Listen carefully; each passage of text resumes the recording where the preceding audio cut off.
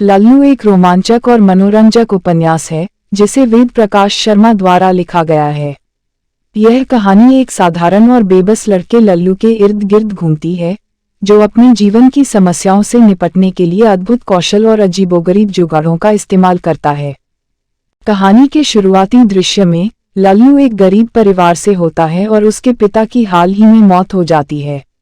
उसके पास अपनी माँ और बहन का भरण पोषण करने के लिए कुछ भी नहीं होता, इसलिए वह शहर में नौकरी ढूंढने के लिए आता है।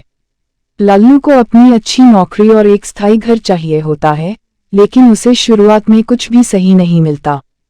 लल्लू अपनी यात्रा में कई अजीब और अद्भुत लोगों से मिलता है, जो उसके दोस्त बन जाते हैं और उसकी मदद करते हैं।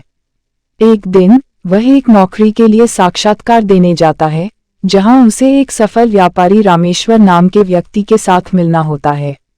रामेश्वर को लल्लू की बुद्धि और उत्साहपूर्वक काम करने की चाहत पर विश्वास होता है और वह उसे अपनी कंपनी में नौकरी दे देता है।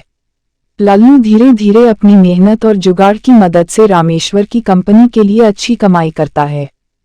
जिंदगी लल्लू के लिए अचानक सुधरने लगती है, लेकिन कहानी का मुख्य मोड़ तब आता है जब वह एक विदेशी करतूत के बीच खुद को पाता है।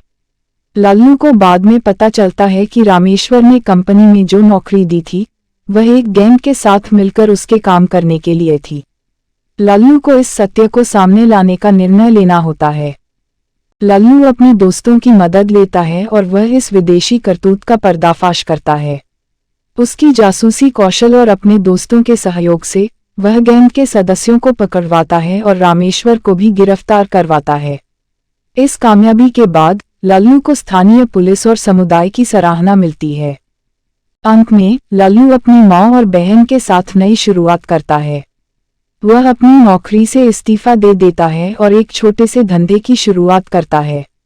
लल्लू का जीवन अब सुखी और संतुलित होता है और वह अपने अच्छे कामों और जुगाड़ की मदद से अपनी परिवार की जरूरतों को पूरा करता है।